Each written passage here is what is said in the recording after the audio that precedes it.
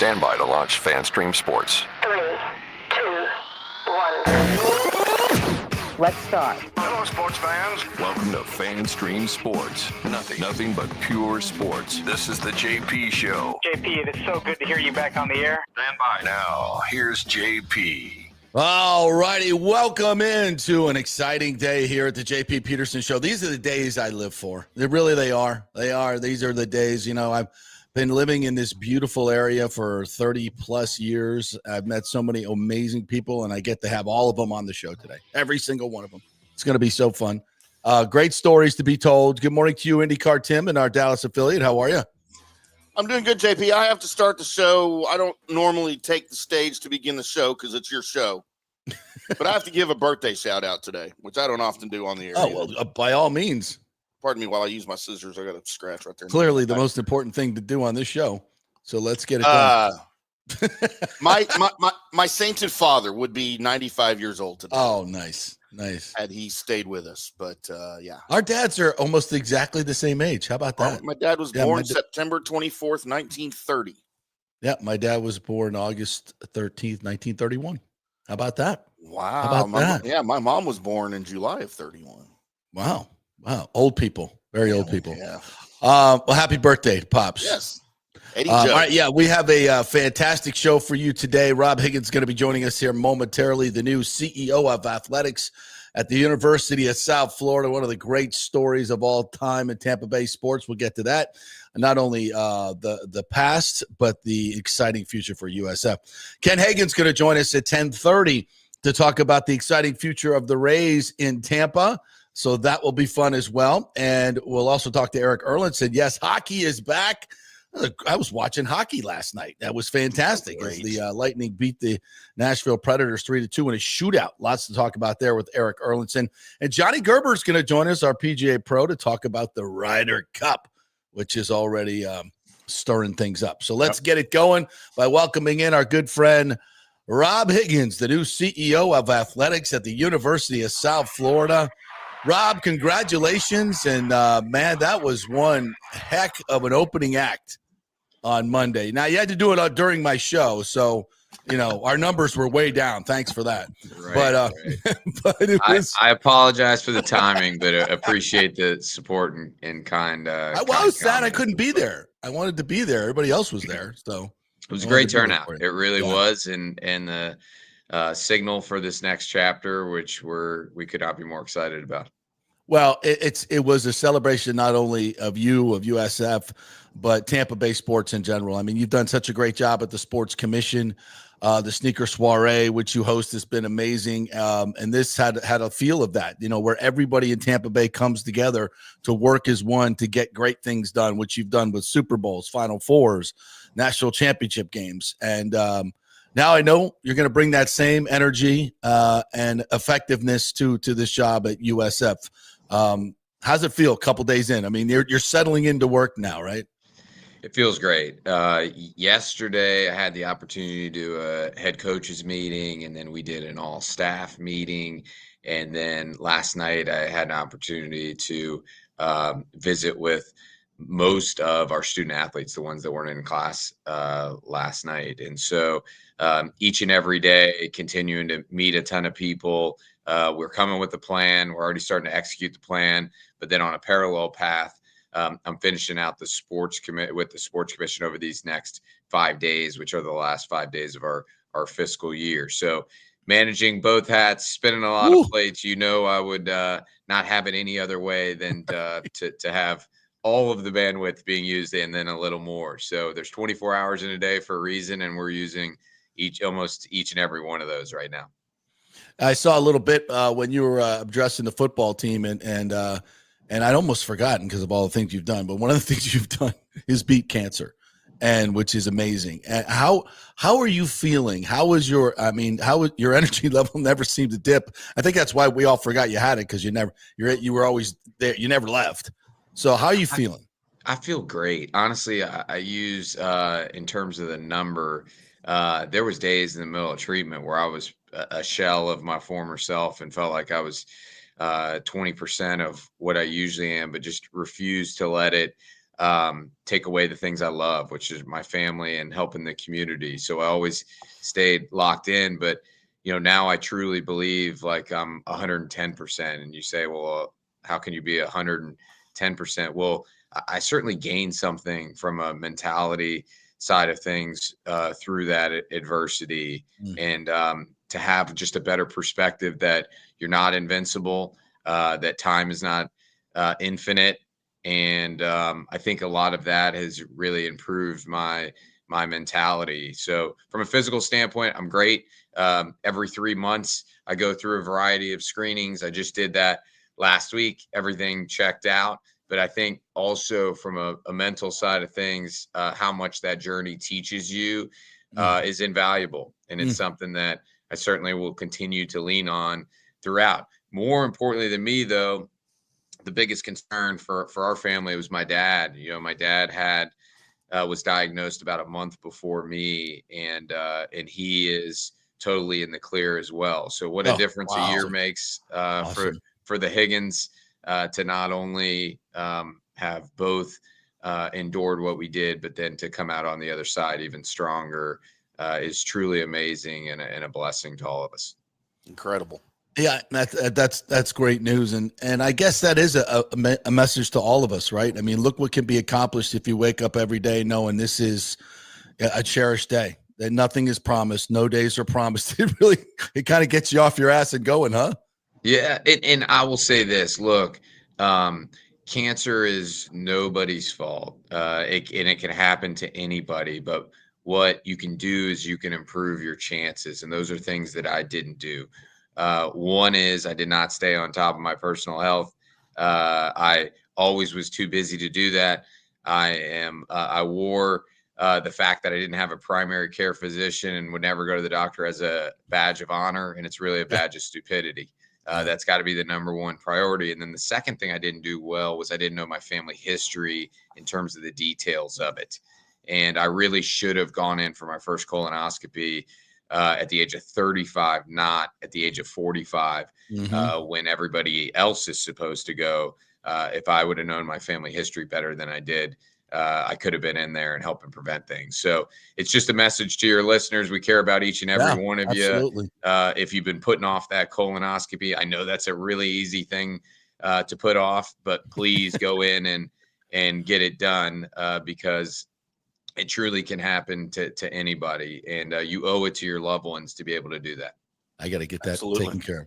So do I.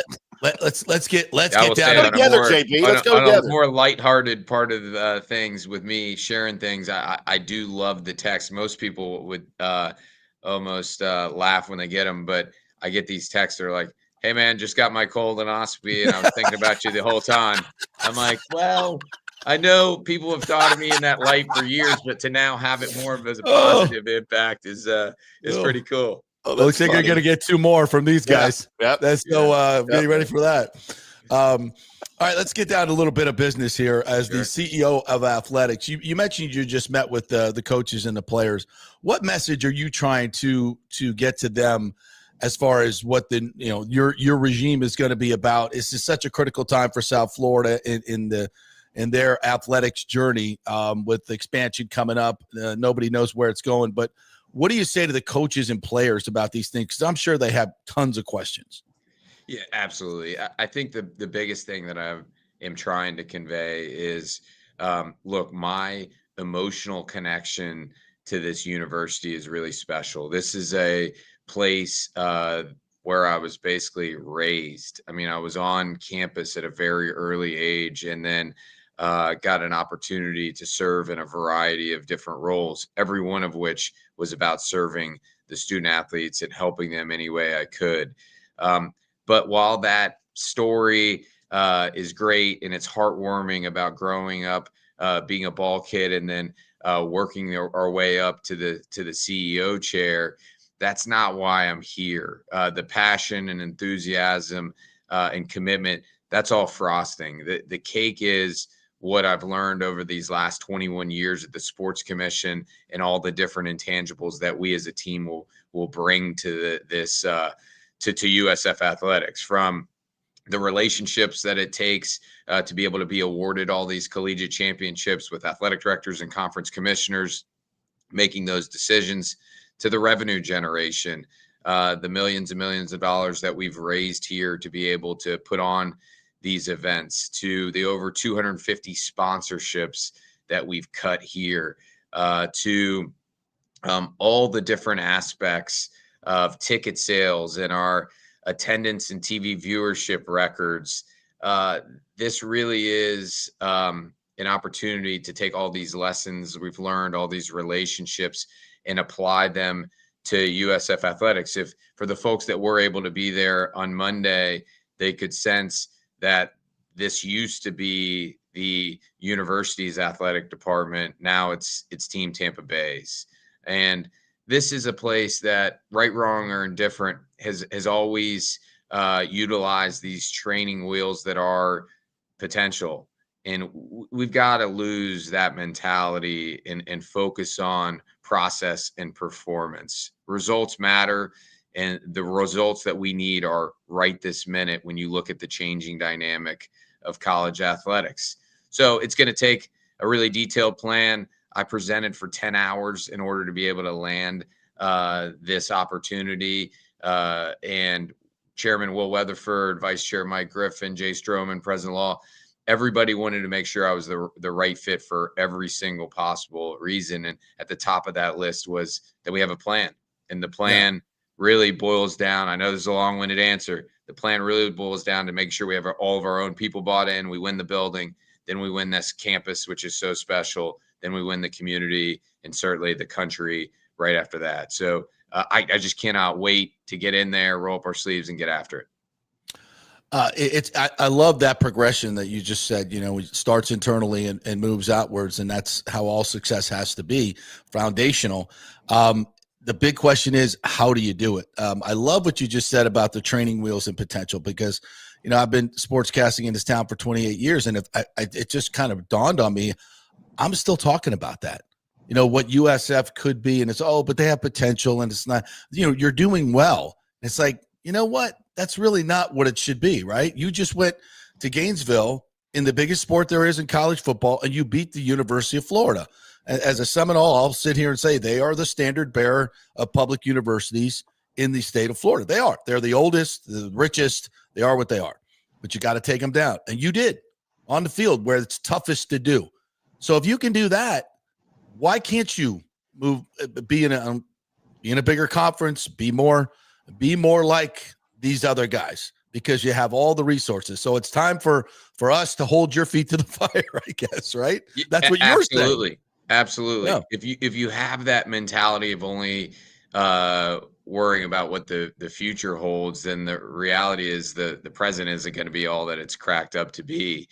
I will say, I've used this term a lot the last few days, like what you tolerate as an entity in terms of mentality and other things is the standard at which you operate. So anything you tolerate is the standard at which you operate. If you tolerate a mentality that's potential based versus performance and process based, then the results are not going to match what you need to get to where you need to go. And we deserve to be on the biggest of stages. I talked a lot about it in our event on Monday. We'll be, very forthright, trusted, transparent partner. We love the American Conference, but we got to make sure we're the absolute best members of it, so that when this conversation unfolds, we're positioned the best we can be. We have the things that we need. We can improve a few areas. We have, though, the AAU status is phenomenal. It's coveted across the country when it comes to academics. Academics will play a major role in the decision in terms of where we end up landing in the future. From a television standpoint, number one media market in the state. Yep. We're the 11th largest in the country. You guys know it better than anybody. Second biggest in the Southeast. So we check that box in a really profound way. This is a really coveted media market. But the couple things, our resources are continuing to improve. That's going to be a huge focus of ours, continue to generate revenue, as is every college athletic department right now. And then the performance. You're seeing flickers. I mean, just the enthusiasm around that Boise State win and the Florida win, as you mentioned, are phenomenal. Now these flickers got to turn into a wildfire.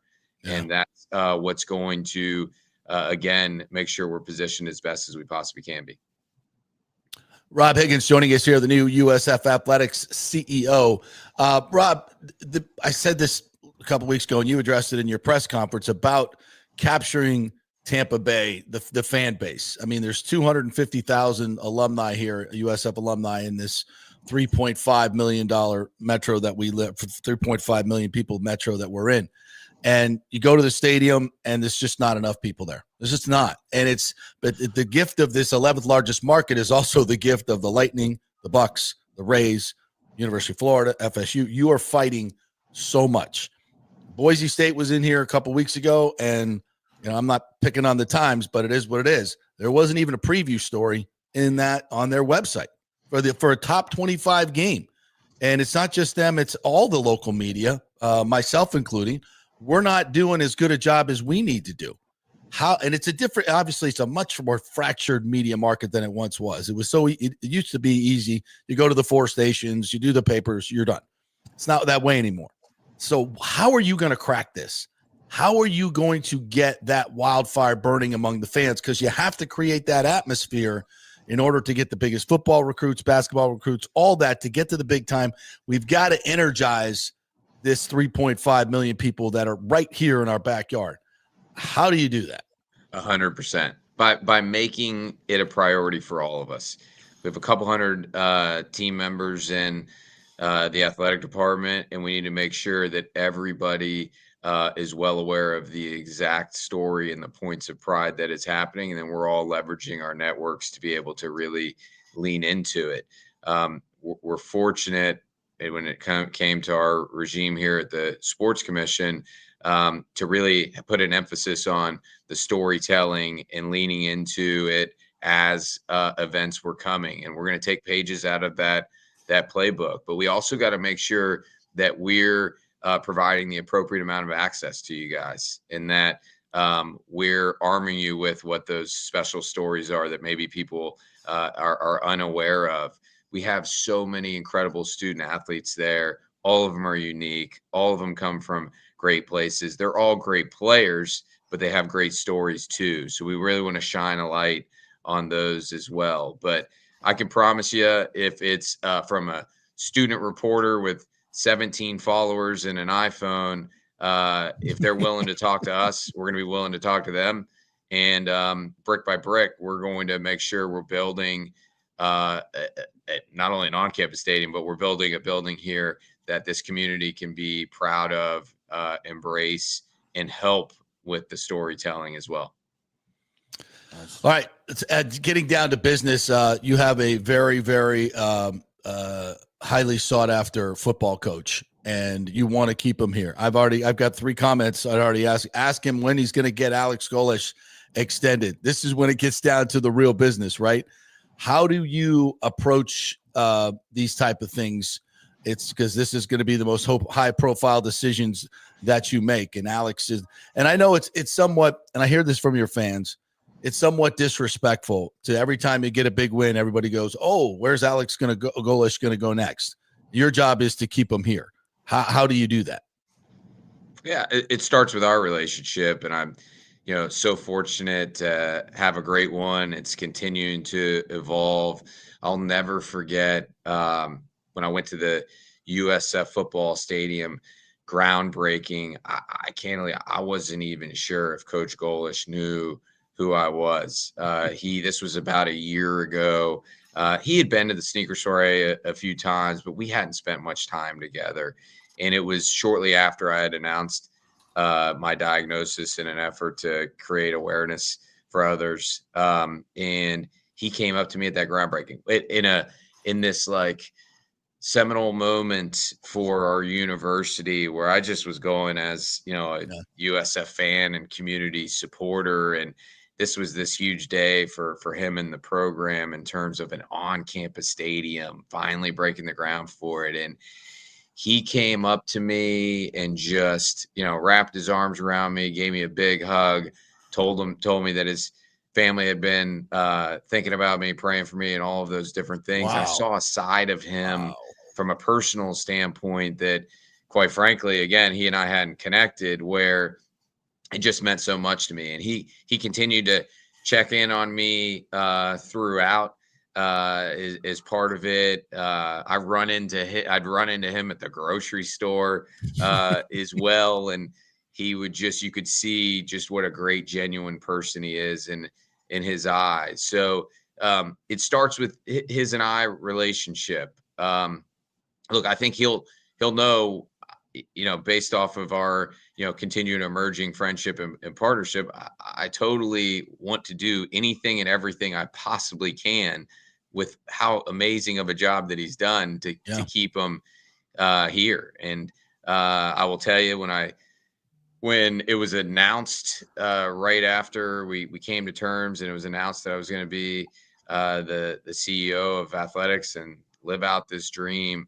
I, my first 3 calls basically were to him, to his agent, and then to make sure that his wife heard it from me as well. And so, Nice. believe me, I understand it, Bulls Nation. I understand it, Team Tampa Bay. It's really important, and it's going to be one of those things that's a huge priority for us. And I want to also share, this coaching staff as a whole is phenomenal. Yeah, it I is. mean, you look at, some of the timeless institutions that we have here, like Jose Fernandez and Ken Erickson and others, and, Coach Hodson here with men's basketball. I mean, the roster he's assembled is phenomenal. I don't think anybody's been more excited for hoop season in quite some time. But up Mitch Hanna's with baseball, I hate to name them because I can name all of them. Like, it is an elite coaching staff. It really is. And it's a coaching staff that's winning championships and is going to continue to win championships. Again, it's not a staff that's got potential to win national championships. This staff right here can and will win championships on a lot of levels, including at the national level. Rob, when it comes to NIL, what are the challenges for USF? I know obviously with other universities that have more history, more deep pockets, and how does it affect what the on-field performance is going to be in the major sports? I know there's revenue sharing now that has kind of even the playing field a little bit, where you can pay your athletes a certain amount, but the NIL is above and beyond that, correct? And you still need that to compete. Is that correct? How do you have to mobilize? It's important to make that distinction for fans. I think a lot of people maybe get things confused, because over the last 3 years, man, it's been dynamic, and it's changed from, collectives to NIL to all of those different things. And there's really 2 things now that are different that you have to make a very clear distinction on. One is revenue sharing, and that is the ability to be able to compensate your student athletes as an institution. The second one I'll call true NIL, versus just to make sure that we're not confusing it with a while back here, not in the not too distant past, people were calling NIL that same opportunity for collectives to pay their student athletes for really what was on-field performance. Right. But true NIL are those opportunities to use your name, image, and likeness with local businesses for them to be able to do more business. So it really is true NIL is you go to the local automotive dealer, and if that kid has the capacity to sell more cars for you based off of using their name, image, and likeness, that's true NIL, which can be on top of the rev share. So I will tell you, I was in the other night. I mean, they can't keep me out of this building, guys. Here's the thing. It's like I was announced on whatever that Tuesday was. I was in there at 5:30 on the way home, in there till midnight. I've taken a few days of PTO here or there, like the last 2 days, to be able to be in there, from 7 a.m. to midnight. I'm going to go from here, Sports Commission. I promise you, I'm going to be in there till midnight after. But I spent one of the nights with our GM Andrew Warsaw. We probably had a 3.5-4 hour meeting, just talking through it or whatnot. I have my plan that I pitched as part of the overall search process with Will and Mike and Jay and President Law. And then they have the plan that basically they have been building the plane as they fly it for the last 3 years through this like ebb and flow of rule changes and the College Sports Commission and NIL Go and all of those things. And so now we merge those things. I will tell you, though, the plan that's being executed there on both fronts is really strong. And the last thing I would do is come in there and break something that's working. I just want to be additive to the plan, help shore it up, and continue to bring more and more resources to it. No different than when we've hosted a Super Bowl and had over 60 sponsors, or a college football playoff national championship with 96 sponsors. Like these are companies and entities that could be able to be supportive on a variety of different fronts that with any luck, we're going to bring to the table here. So that means local businesses get involved, work with the athletes, and that helps the whole process, right? That's the message to the public. Absolutely. We have the ability, there's really something for everybody here. And if there's a partnership to be formed, I think between all of our different offerings, between sponsorship and fundraising with the Bulls Club and NIL and ticket sales and all of those different things, group tickets, like there's a way for us to be able to come together and make it mutually beneficial. And that's the message. That's what's going to take. It's going to take all of us. It's going to take a village. We're fortunate here with Team Tampa Bay to have a really special village. And I think that's what has us so excited. All right. Last question. And this, I know it'll be a very longer and diplomatic answer. And we've touched on a little bit, but this conference affiliation, and obviously you got to walk a fine line here. You don't want to piss off the American, but everybody knows what the situation is. You guys are, you're a big player in this, and there's a lot of opportunities. How are you going to approach this? As I've told a lot of people through all your exploits with the national championship game and everything, all these commissioners and the players in this space by first name. You have their phone numbers. I mean, this is a huge advantage for USF. How are you going to kind of manipulate that space to be the best American you can be, and then move into a higher, better space? Yeah, so American Commissioner Tim Pernetti is a good friend of mine, and I see so much of him in us. Gritty, innovative, disruptor, all of those different things. I mean, he gets after it, and I love him, and I can't wait to partner with him. But the thing that he is not is naive. I mean, I said that the other day. He knows. Look, I was with him at the Miami game, and he knows we are going to be the absolute best member of the American Conference that we can be. And he also knows that we're going to be a trusted and transparent partner. Tim, a lot of people haven't talked about this. Tim actually helped author the playbook for leading an athletic department that's your alma mater into a new conference when he was at Rutgers, and he got him into the Big Ten. Well, there you go. I can promise you, like, we're going to make sure we do anything and everything we can to, again, be the best member of the American and be really transparent to them. But we also owe it to our fans to be able to make sure that we are in the exact place that we need to be with the university in the moment in time when that conversation happens. And it's a topic that I'll go to. I don't sleep a lot, but it's a topic that I'll go to sleep thinking about. I'll get a quick nap each night, recharge, and then I'll wake up thinking about it as well. It's the single biggest metric for which we will be judged. Yes. And I know that. I own it. I'm accountable to it.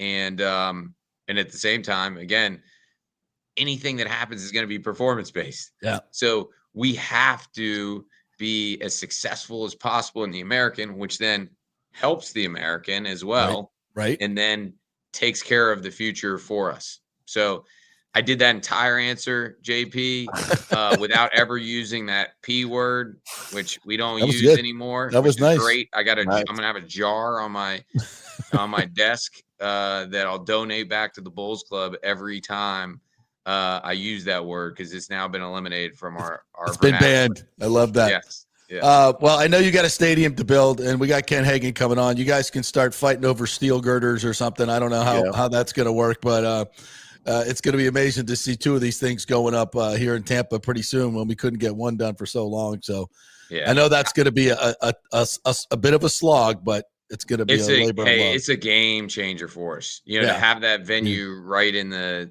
sweet spot that we haven't had from an event portfolio side of things. It's awesome for the campus, and I think kids are going to be kids will walk from their dorm to the game and everything else. It'll revitalize that entire area, but it's also going to help the community in a big way. Get some events that they've never had because we've only had 2,500 seat venues and 65,000 seat venues, so it hits that sweet spot.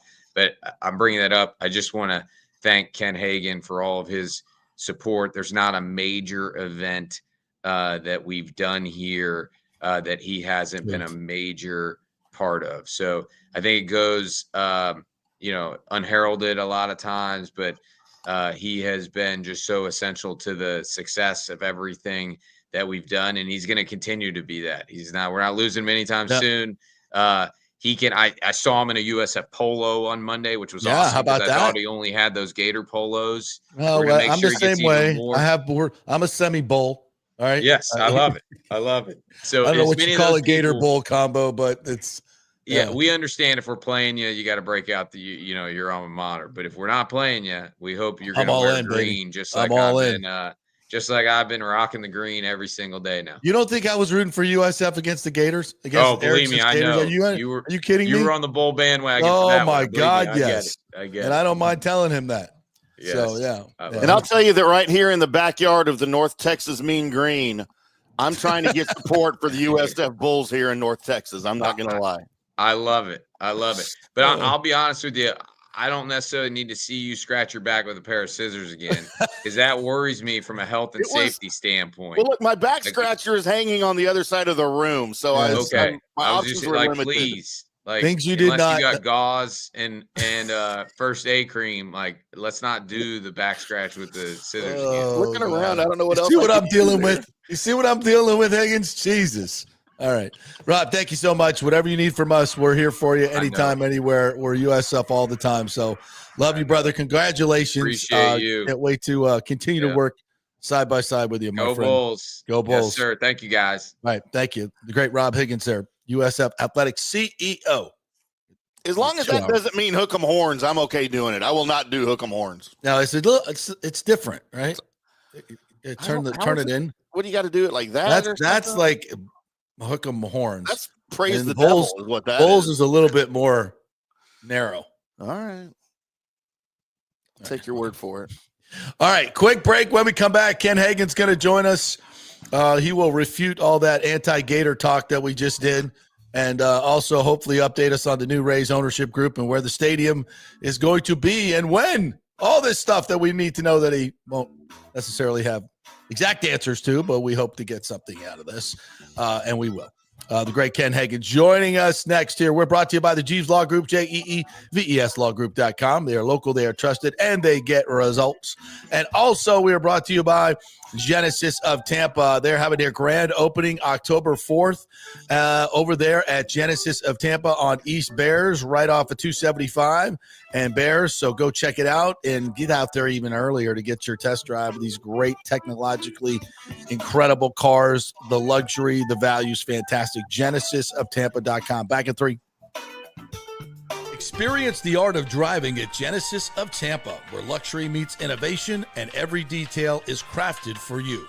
From the bold G70 to the refined GV80, Genesis delivers power, elegance, and technology years ahead of its time. Book service online, and our Genesis Experience advisors will pick you up and drop off your vehicle. If available, you can enjoy a courtesy car while yours gets a complimentary interior vacuum plus a generous offer for your trade. Every new Genesis comes with the Miracle Advantage Plan, 10 years or 250,000 miles of powertrain warranty and 4 years of complimentary maintenance.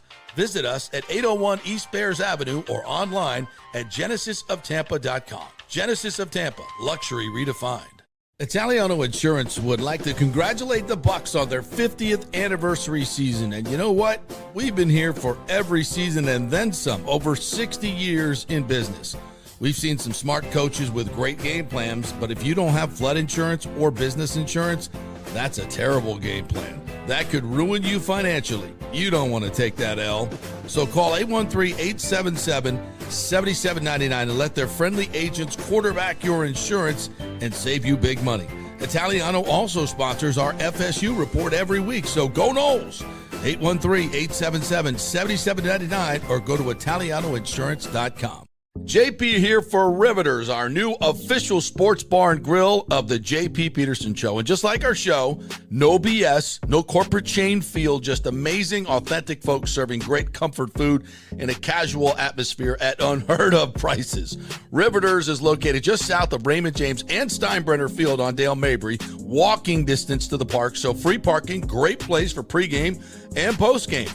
Let's talk about fresh food. Nothing is frozen. Burgers, wings, prime rib, roasted fresh daily, never frozen. That makes a huge difference. The mahi, the salmon, also super fresh.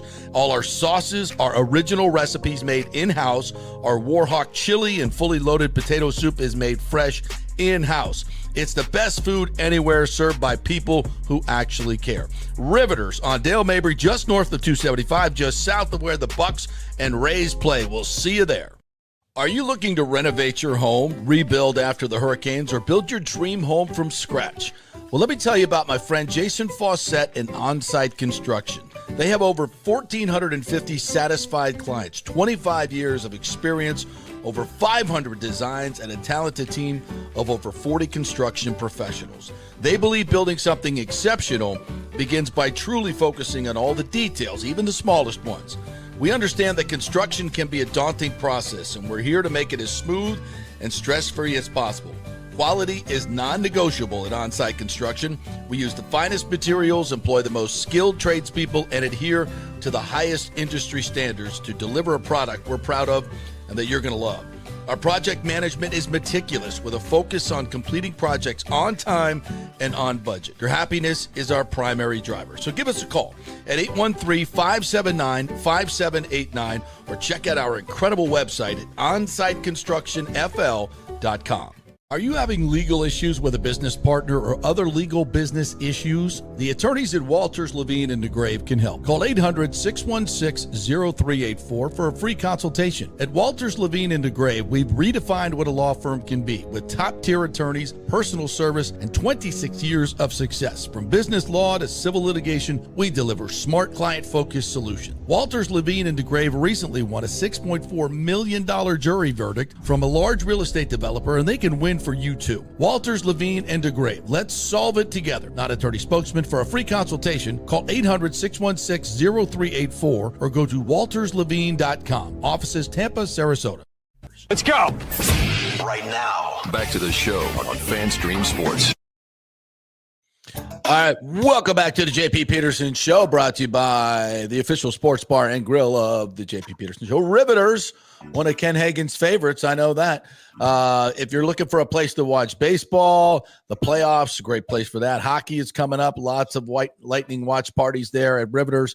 The food, the service is absolutely fantastic. The prices are incredibly reasonable. Everybody has a great time when they go to Riveters. If you go into a Bucks game, you can park there, go in, do a little pre-gaming, and you can walk to the stadium right from there. So it's Riveters, Tampa, just north of 275, just south of the stadium right there on Dale Mabry. All right, is Ken ready to go? Ken is with us.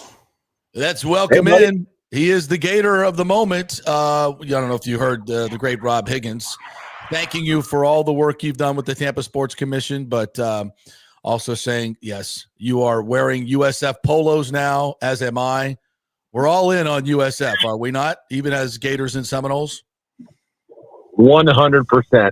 This was the perfect fit for both Rob and USF. I'm truly excited for the future of USF. Rob, I am 100% convinced will elevate USF to the next level. We'll get them into a major conference, and it brings significant fundraising experience with all the various events that we've had to raise money for. And it's a perfect fit. And I'm thrilled for Rob, his family, and for the USF Bulls. Yeah, I think it is a perfect fit and a lifelong dream, and it's just more of Tampa Bay's own elevating this city, which is something that you yourself have done and continue to do. And I think this latest project of yours, this lifelong project of ours to get a baseball stadium in Tampa, just crossed another major hurdle as the new owners have been approved. It'll become final next week. Basically final now. What are your thoughts on getting to this point of the process with new ownership that can get this thing done in Tampa? Absolutely. This is a great day. I've characterized it as a renewed optimism. This is certainly a significant step forward and will allow us to sit down in earnest with a group that has significant local presence as part of the ownership group and give us a real opportunity to reach an agreement here, and I think we will. Have you had a chance to talk with Fred Ridley, local Tampa guy, part of this group, Dan Doyle, or any of the new owners in the past month or so as to how far along this process? I'm sure you guys have been working on this behind the scenes. Have you had any conversations with them that you can update us on? Probably not since the last time that we spoke. However, I am scheduled to meet with them on Friday. This Friday. Yes. All right. And what will be the topic points? What do you hope to be able to discuss with them? Because obviously, as hurdles get cleared, you guys can talk about certain things more, right? Absolutely. And to their credit, they are very respectful of the process, being very respectful of Stu, and really did not want to get over their skis, if you will. Yeah. And have any real serious conversations until the sale was finalized. So now that we've reached that point, or within a few days, it'll be official, we'll be able to really begin in earnest and having those conversations. And so I really look forward to it. And I know they want to hit the ground running. I know we want to hit the ground running. So hopefully we can sit down here relatively soon and really begin to discuss what a framework would be for a ballpark in Tampa. Ken, what would the most optimistic timeline look like? You know what it takes in order to get a plan in front of the city, county, the TSA, the Sports Commission. What does that look like? The timeline? I think being optimistic, 6 months. I would like to think. Now I say that knowing that the Atlanta Braves several years ago, their CEO Terry McGurk shared with me that they brokered their deal in 3 months. Yep. And so 3 months is quick. 15, 16 years is a little long. Yeah. So I'm hopeful that within a relatively short period of time, but these agreements are complex and require approval from multiple legislative bodies. And now, while we certainly have a framework to begin with, but until we really sit down and start to discuss the specifics and what the goals of the team are, it's really, it's speculative at this point. Mm-hmm. But I would hope that within 6 months that we would have an understanding, if not outright approval, of what that framework would be. Now, I know Daryl Shaw owns the land at Ybor Harbor. You had called that the leader in the clubhouse. Is that still kind of the case with this? Any developments there? No developments as far as I'm aware of. I know that the new ownership group have been doing their due diligence. They've reached out to various folks. I'm also aware that they have been considering the Hillsborough Community College location, among others. But as far as if one's a priority over another, no, candidly, I'm not aware of that. I'm hoping to get a little more direction whenever we chat on Friday. Mm-hmm. But at this point, nothing new as far as what particular location that they're either decided on or leaning toward.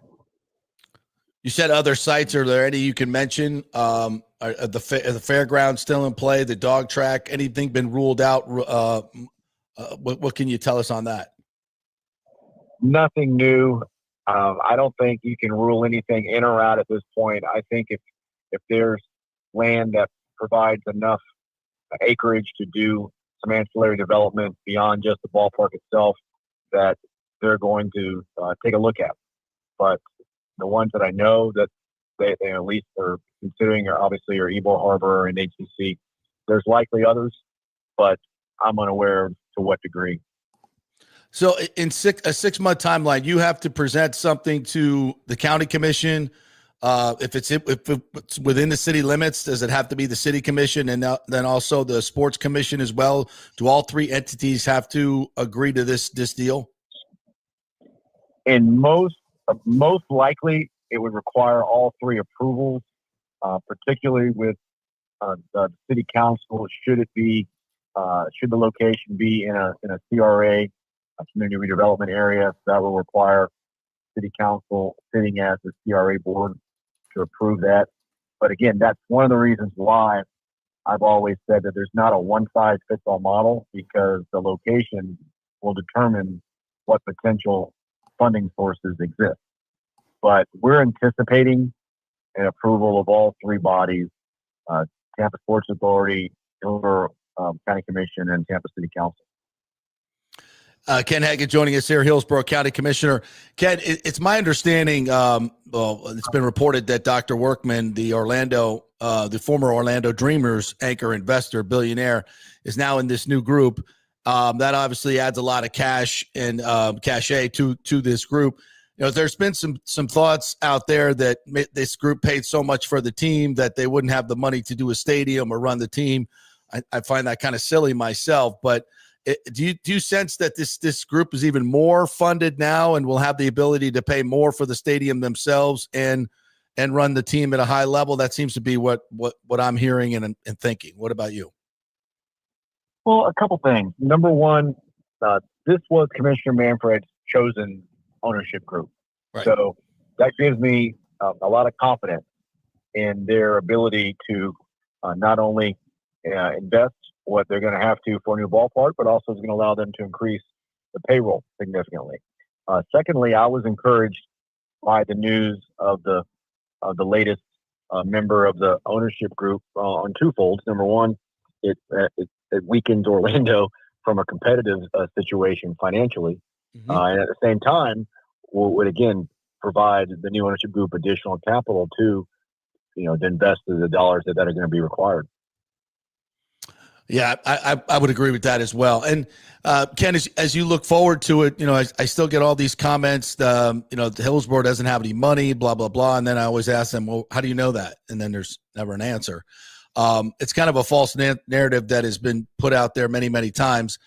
Since we've talked, there's been talk of the SITS money. Is it available to help build a stadium? Is it infrastructure?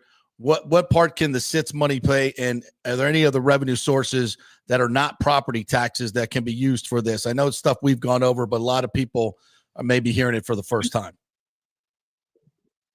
Well, as I shared with the new owners the last time that we sat down, is that I envision us beginning with our last framework that we had with Stu, that again was heavily focused on user fees, entertainment fees, tourist tax dollars. But the one source that we did not have available at that time that we do now is the SIT, as you characterize it. And so that puts us in a better financial position for, at a minimum, to have additional money for infrastructure that did not exist. But again, every location potentially brings or provides different sources. So a lot will depend on the location that we're focused on. And again, to this point, it's unknown. All right. So we talk about a timeline of most optimistic 6 months. So the first, I know the Braves built their park in less than 3 years. So is it even doable that the stadium could be ready by 2029? I think it's doable, but it's likely very tight. Yeah. Again, I wish the CEO of the Braves shared that it was 3 months to broker their deal, and then 2.5 years to build the stadium. Yeah. So it can be done. I know that the new ownership group, that they're modeling 2029 and 2030. So I think the goal is obviously 2029. But again, depending on how soon an agreement can be reached, will really give us a better indication of if we're talking about 29 or 30. Are there any more Tampa Bay investors, people that live in the Tampa Bay area that we can name, or will we find that out on Friday or next week? Candidly, I'm hoping to find out more on Friday. Yeah. And I'm hoping that the entire ownership group is there. I don't know. We'll find out then.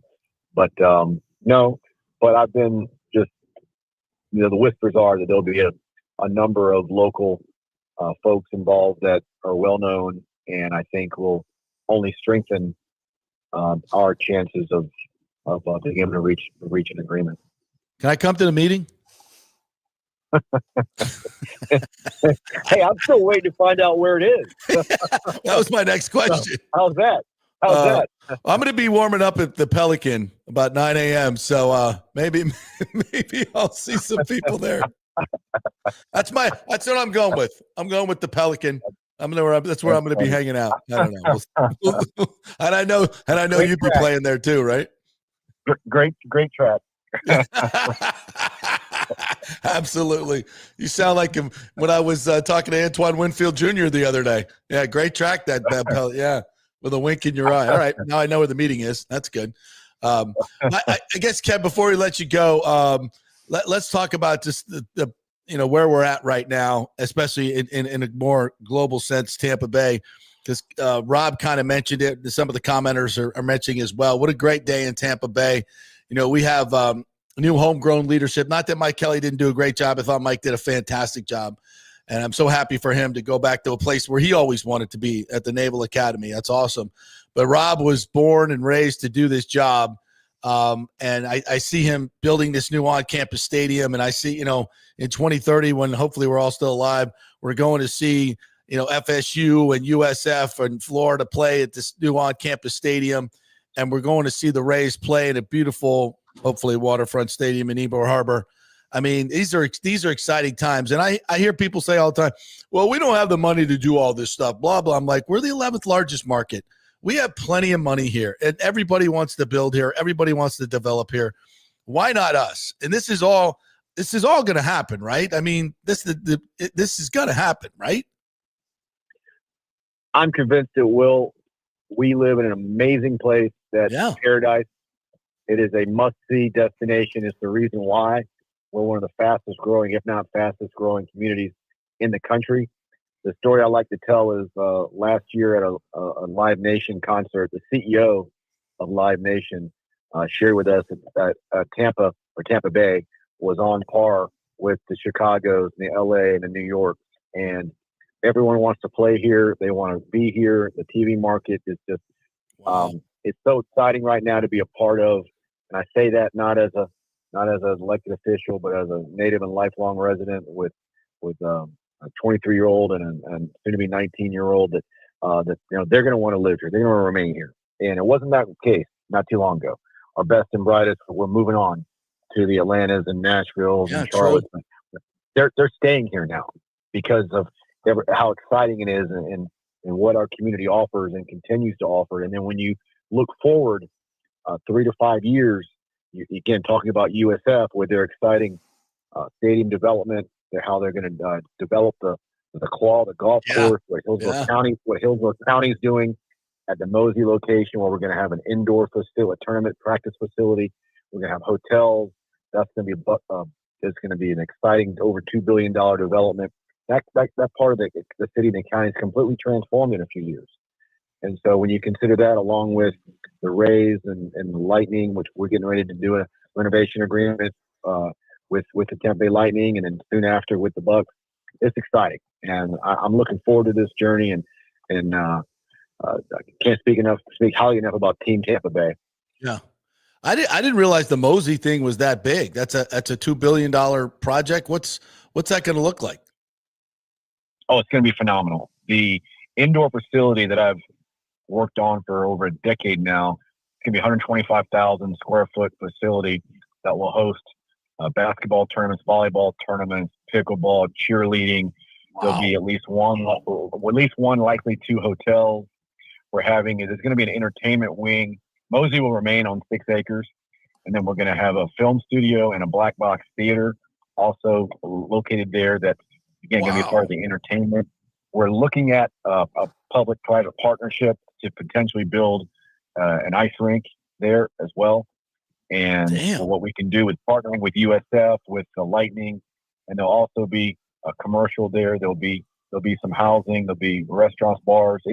It's really an exciting development. Candidly, it's Hillsborough County's most underutilized asset. Nearly 70 acres. And so I envision a midtown, a channel side, if you will, because the acreage is similar, if not more.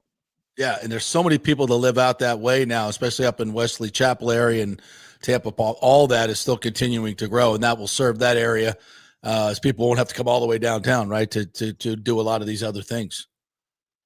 Absolutely. Absolutely. Hillsborough County is going to be working closely with them to help on a few things, and it's just the best yet to come, and I'm excited to be a part of it. And developers are paying for most of this, right? This is not county city money, or I'm sure there's some involved.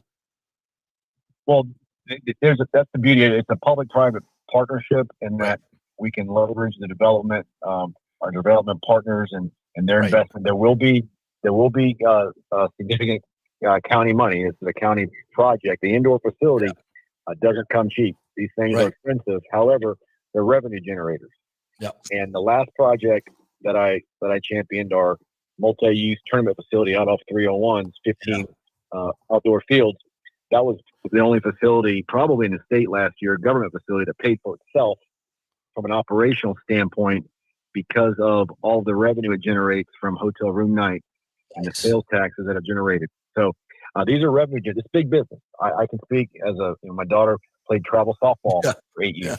Yeah. And you go out of town, you're going to the Outback and the Beef O'Brady's and the sports bars, and you're spending money, and you're spending a significant amount of money on hotels. It's real money. And so that's how we can project and say in X amount of years, this facility will not only be bringing in millions of dollars, but it'll actually pay for itself from an operational standpoint. Well, Ken, exciting times. Really appreciate you jumping on, but I guess I'm going to have you on next week after the Friday meeting, because that's when we're going to find out everything. Do you know when the press conference of the owners is going to be? I'm guessing the following week. No, I really do not know that. I don't believe the closing has taken place. It's my impression it'll be any day now. Mm-hmm. But no, I'm unaware of any date or location or timing. Okay, but it is imminent. All right. Anything else we need to know, Ken? Any other major projects going on that we need to know about? Hey, buddy, as usual, you do a fantastic job of covering it and frankly leading the charge. And I know I appreciate everything you've done over the years to fight the good fight. It takes all of us.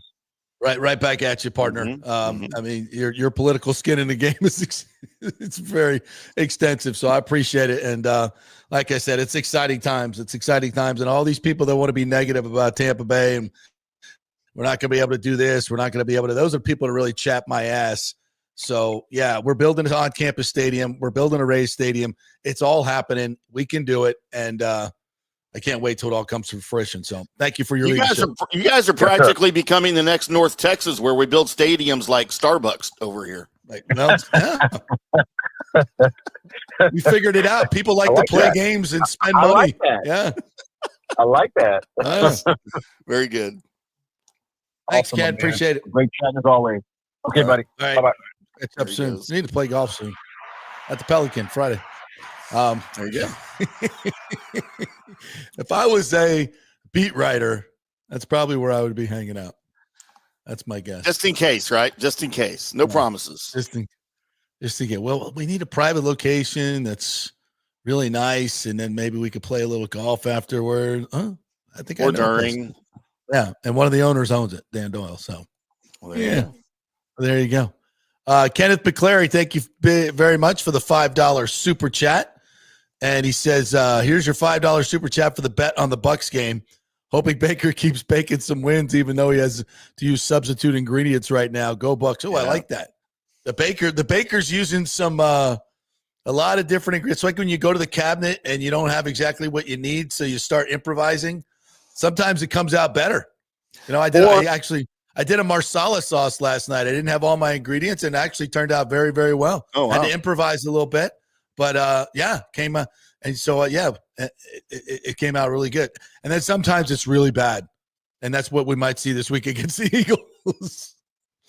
Sometimes you can get away with it. Sometimes you can't, Kenneth. And we'll see. See, I don't feel like he's using substitute ingredients. I feel like the name brand ingredients are out, and you had to buy the store brand, the generic. Yeah, maybe a little bit. Like I don't know. Did you see that offensive line? Yeah. That wasn't generic. That was something totally new. That was something in the way back of the pantry that you didn't even know was there. Oh, this might work. Imitation flour. Let's just find out. Made of cornmeal or something. Let's go. All right, cornmeal offensive line. Let's thank all of our sponsors, Riveters Italiano, the Golden Diamond Source On-Site Construction, Third Generation Plumbing, Cafe Paradiso, the Jeeves Law Group, Kingmakers Tampa, Bay Area Modern Medical Center, and Genesis of Tampa. Did I get them all? And don't go uncovered.com. Don't go uncovered.com because we're not going to take a break because Erik Erlendsson is waiting patiently right there, ready to talk some hockey.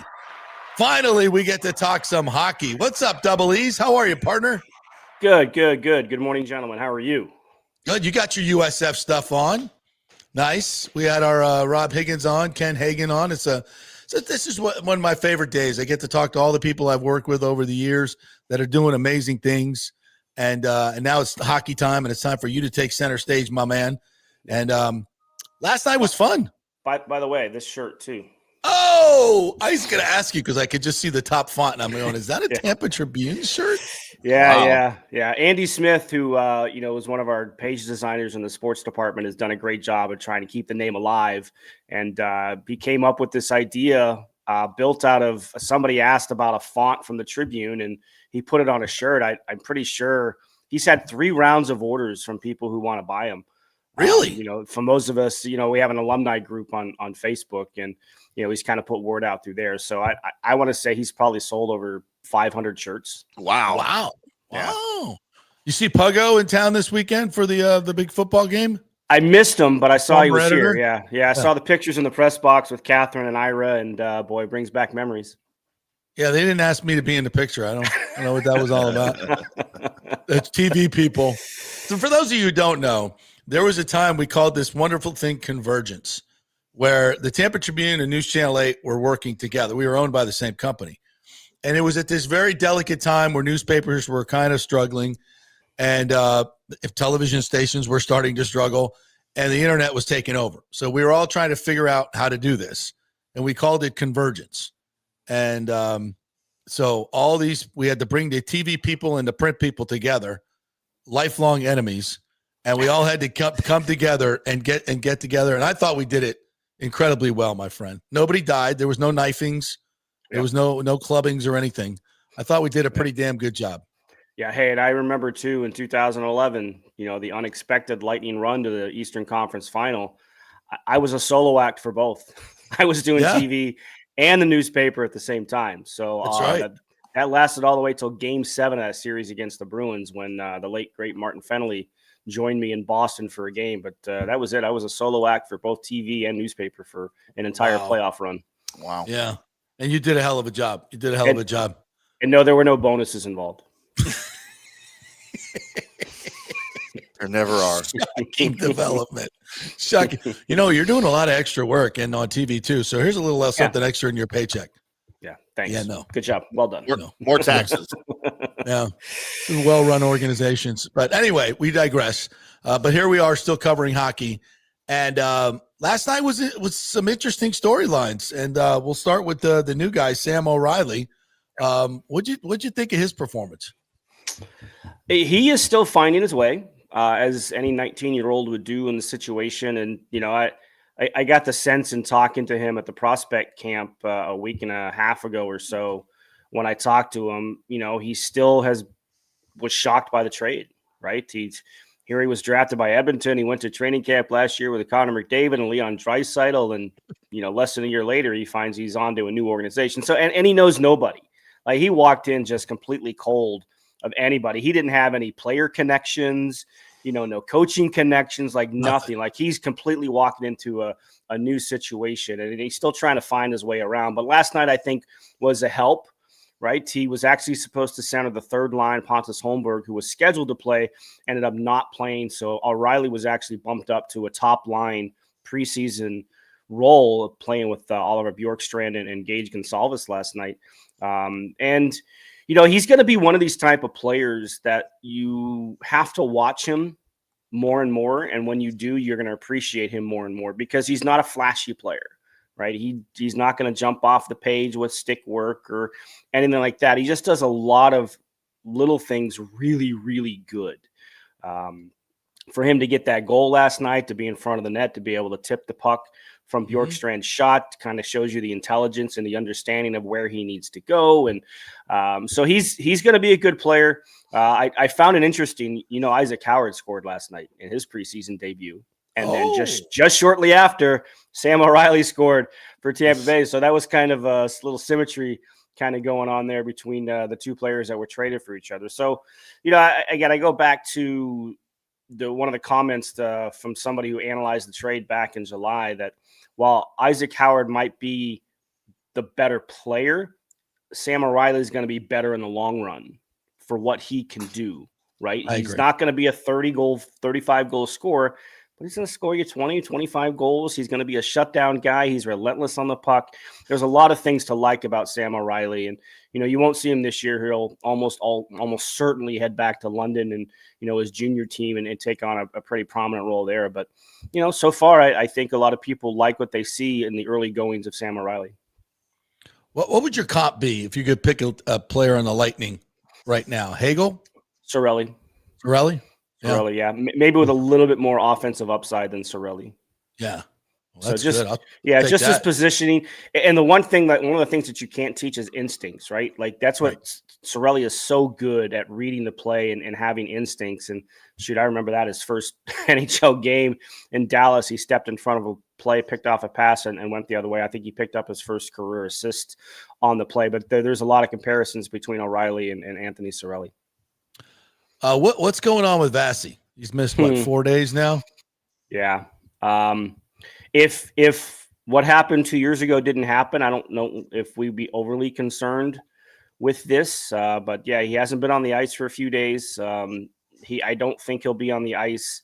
At least I don't get the sense he'll be on the ice. They get back to practice tomorrow, and then they have 2 more preseason games before they start to cut camp down for the final 3 preseason games. So it is a little, that little scratch in the back of your head. This is not good news and a good sign.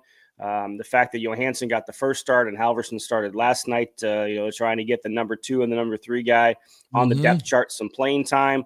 But we'll see. I think we'll wait and see what next week brings. If he's still not back on the ice next week, then my concern level goes to DEFCON 4. Is it back related? Do we know anything? We don't know. We know nothing. We know nothing. It's hockey, JP. They don't tell. Yeah. Exactly. Yeah. State secrets.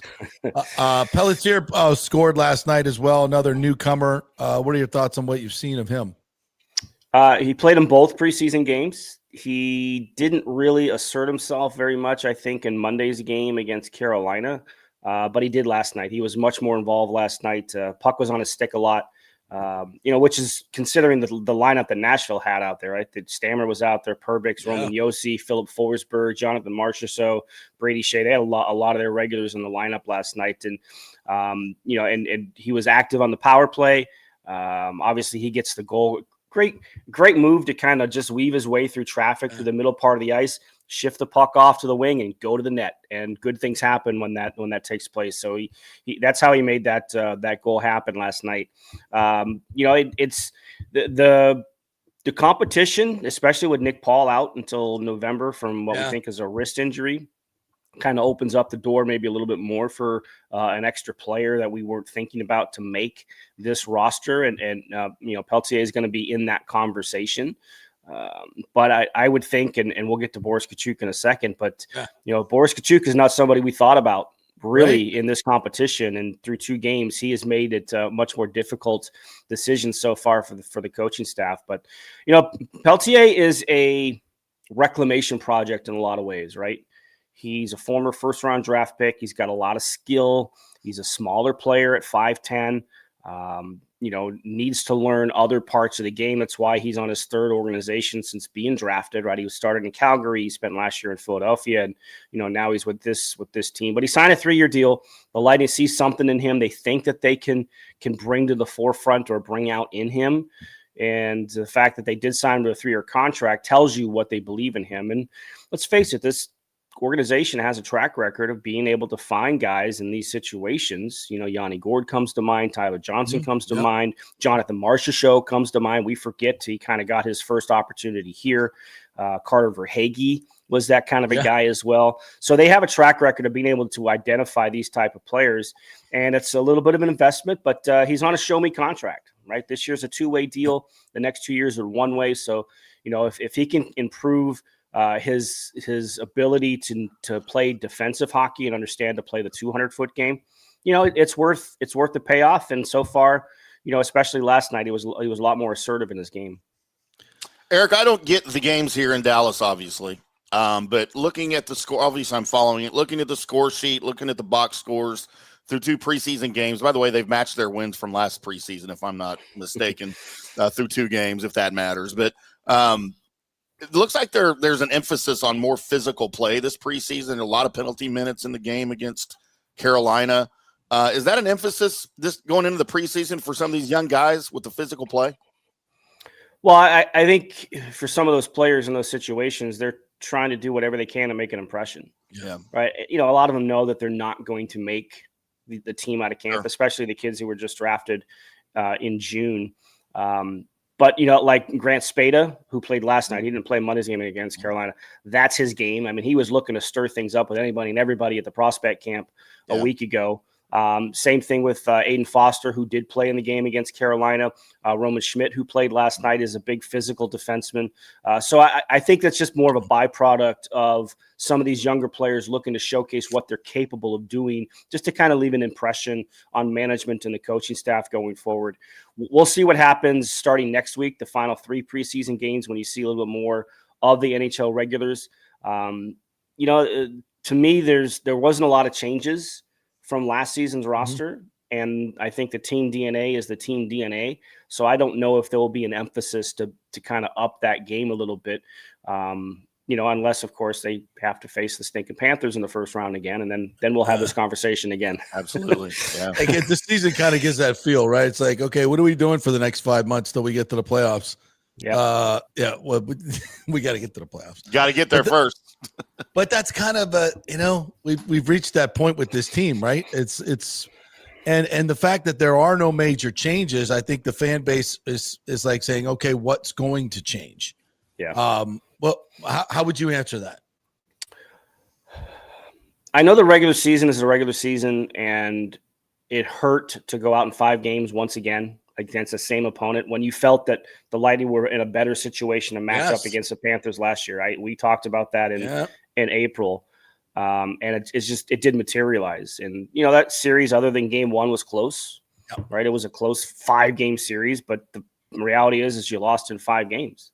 They had the lead late in the 3rd period in game 4. Who knows what happens if they're able to hold on to that lead and get it back to Amalie.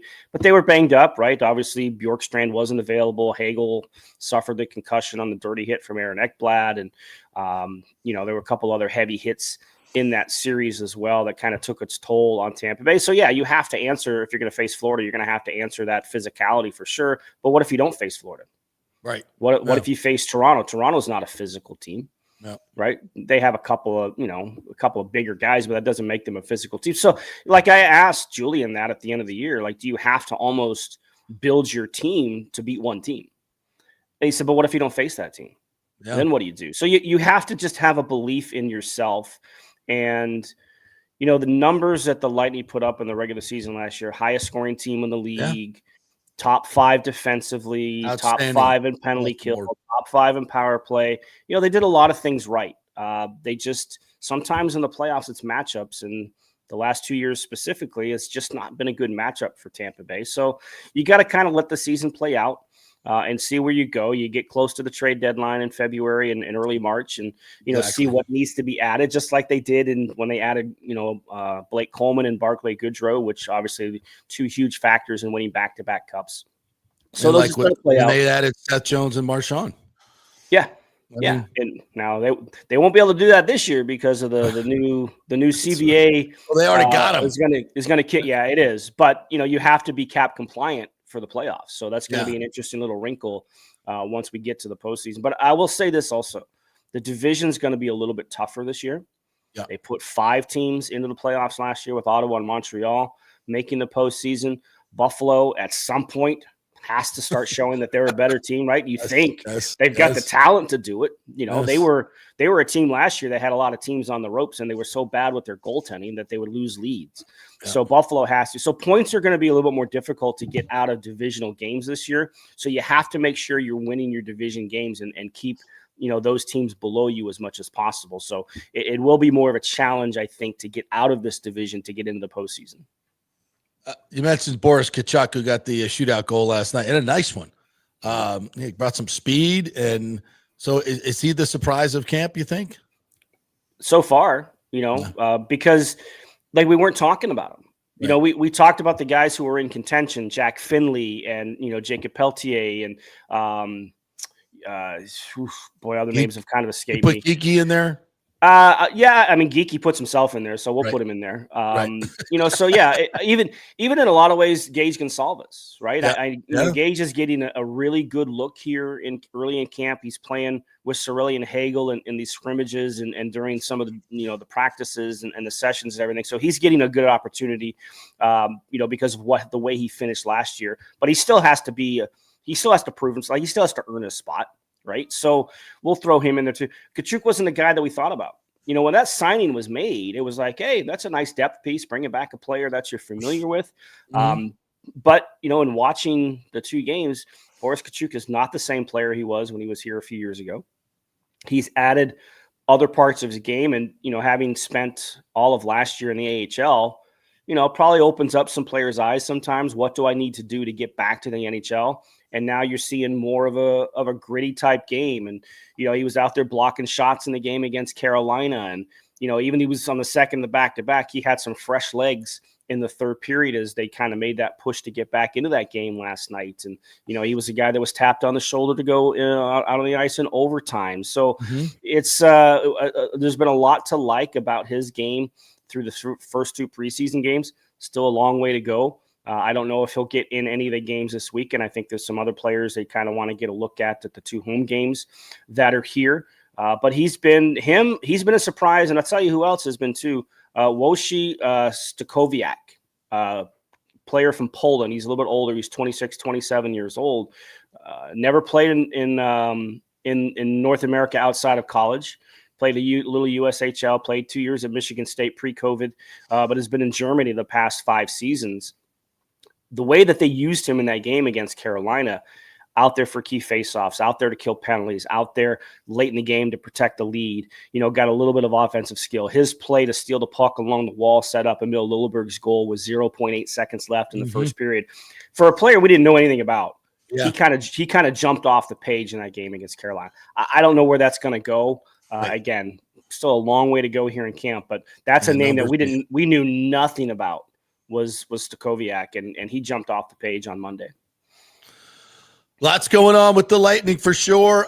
We got a new television station. Everybody will be able to watch the games. Whether or not Vasilevsky will be playing in them remains to be. What a question mark to have going into the season. Yeah, and that look, the TV starts on Friday, right? Yeah. They're gonna televise the final 5 preseason games, which is something that hasn't happened.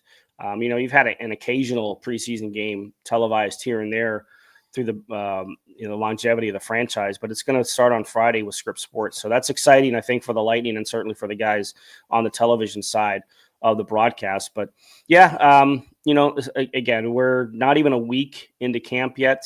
I guess 5-6 days we've had on the ice with the players. So, it's always interesting in camp because, although the younger players we talked about that are looking to make a name for themselves are in a much different situation than, the veteran guys who are just trying to kind of gear up their game and get their timing back and amp themselves up to be ready for that home opener on October the 9th. So a long way to go here. But what I'm really curious to see is, the final 3 preseason games are against the Panthers, like they have been the last number of years. And by the time you get to that last to be settled, by the time you get to that last preseason game, you're pretty much going to have your opening night roster. So I don't know. I'm curious to see if any fireworks happen based on the way that series went last year and some of the hits that the Panthers delivered, specifically Ekblad and Hagel. Yep. I know Hagel has publicly stated there's going to be some payback. So and look, it was just a couple of years ago, the game in Orlando where Pat Maroon and Corey Perry kind of ruled that game, and kind of there was a lot of that message sending trying to go on in that preseason game. So I'll be curious to see what will happen in these the last 3 preseason games. Always something to look forward to. I like signing up for lightninginsider.com. You have to do that. Tell the folks what's going on with that. It's time to jump aboard. It's hockey season. Go to the website. At the bottom, there's 2 opportunities to sign up. There's a monthly plan for $4.99. There's a yearly plan for $40. And obviously, there's a lot of copy already up there. There's a good story on Jack Finley being healthy and ready to kind of make an impact on the organization. Oliver Bjorkstrand went through with me his recovery and the injury that he had. Remember, he missed the playoffs and everything. It was called acute compact syndrome. And the scar he has on his left leg basically goes from his hip to his knee. A lot of pressure inside the leg, on a hit that basically he said felt like a Charlie horse. So he took me through the entire injury, the surgery. He had to have emergency surgery at about 2:30, 3 o'clock in the morning. Because of it. So that story is up on the website as well. Recaps from the last 2 games with some thoughts and some observations. So it's a busy time of year, and there's a lot of stuff up on the website. Good stuff. I got to renew my subscription. I'll do that today. Thank you, partner. Appreciate it. All right, boys. Be well. LightningInsider.com. Erik Erlendsson. If you're a Lightning fan, it is a must read. It is a must read because it's hard to get good content these days. That's you have to jump through 500 hoops to get. Well, and reliable content too. There you go. Accurate. A lot of misinformation out there. Speaking of Jimmy Kimmel, let's take a break. And I missed that last night, unfortunately. I wouldn't say we're missing it, Bob. Didn't miss much. All right, we'll take a quick break, and we'll come back on the other side to get to some of your great comments here. Johnny Gerber's going to join us as well to talk some Ryder Cup. Sorry we've left you guys out in the comments to hang today, but we've had all these great guests, so we'll get to you when we come back. We're brought to you by Bay Area Modern Medical Center, BAMMC.com. Folks, if you do not have a primary care physician, as Rob Higgins was talking about, and not just one that's assigned by your insurance company that doesn't even speak English, that was my experience. Get one that is a concierge doctor like Chris Lugo at BAMMC.com. Chris speaks very good English, and he will take care of you. He will look at all your blood work, spend a lot of time with you, and let you know what's going on, help you with your workouts, your diet, your sleep, everything that keeps you healthy, not just helping you out when you get sick, but keeping you healthy, keeping your immune system boosted. That's BAMMC.com. Go there, get your free consultation, find out what it's all about. Do not leave it up to your primary care physician, folks. BAMMC.com. They work for the insurance company, not for you. BAMMC.com. Back in 3. The Golden Diamond Source is working every day to be your family jeweler. Right now, a $5,000 engagement ring with 0% interest can be yours for just $83. So don't let the holidays sneak up on you this year. Now is the time to get ahead with their in-store layaway. Trade in your old jewelry for cash. Gold has never been higher. The Golden Diamond Source is offering the highest ever trade-in values for your gold and diamond jewelry. Now is the time to get your holiday shopping started. So come in now, relax, shop, and save at the Golden Diamond Source. We love Julie and Steve Weintraub, great local philanthropists, and you can find them at 3800 Olmerton Road in Clearwater, where you'll always find the perfect gift. Only at the Golden Diamond Source. source. Welcome to Kingmakers, home of the JP Peterson Show studio and Tampa's premier business networking and social club for members only. By day, it's an exclusive, vibrant co-working space with a stylish conference room, focus rooms, a full production studio, and an in-house marketing team. And by night, Kingmakers transforms into a sports-centric social hub with a full sports bar, golf simulator, and exclusive events. For young entrepreneurs and seasoned professionals, it's the perfect place to work hard, play hard, and make big moves in Midtown Tampa. Close the deal, celebrate the win. Only at Kingmakers. Become a member today at kingmakerstampa.com. Your business, your club. JP here for the Jeeves Law Group and my man Scott Jeeves, who lives right here and has long been a highly respected member of our community. He's a proud sponsor of the Tampa Riverwalk. Jeeves Law Group is also a proud sponsor of our Grand Central District in St. Pete and has neighborhood events throughout the year. He has an office on Central Avenue in St. Pete and one on South Howard in Tampa. You can't get more local than that. So when you need an attorney, you're going to hire some huge firm that advertises all over the state or the one that supports your favorite sports show. It's the Jeeves Law Group. We're local, we're trusted, and we get results. For personal injury and personal attention, call us for a free case evaluation. That's 8889-JEEVES. That's 8889-JEEVES. With this record heat in Tampa Bay, you better have your AC unit running at peak efficiency. Third Generation Plumbing installs the best American standard AC units. Our split systems offer the highest efficiency available while reducing energy bills and maximizing comfort. That's why Third Generation Plumbing trusts American standard air conditioning, built to last, made to perform. Whether it's a new install or an emergency repair, our family-owned team brings 3 generations of trusted service to your home, now with the unmatched reliability of American Standard. Plumbing or cooling, we've got Tampa covered.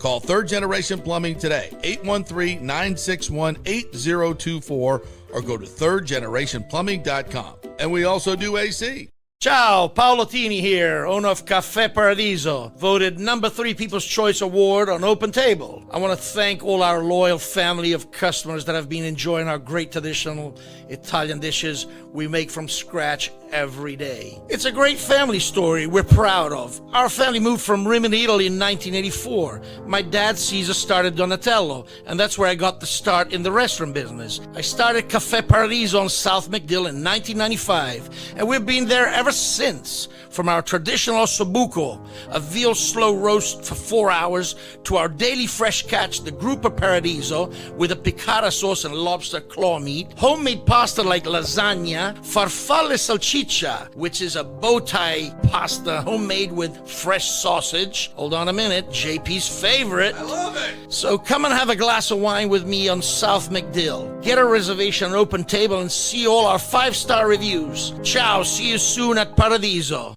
Let's go. Right now, back to the show on FanStream Sports. All right, welcome back to the JP Peterson Show. What a cavalcade of stars we've had today. Rob Higgins, CEO of USF Athletics, the great Ken Hagen, Erik Erlendsson, John Gerber waiting in the wings, our PGA Ryder Cup betting expert. We got a few things we got to take care of real quick. I want to remind you about Delete Me. Delete Me makes it easy, quick, and safe to remove your personal data online at a time when surveillance and data breaches are common enough to make everyone vulnerable. Data brokers make a profit off of your data. Yes, they do. Your data is a commodity.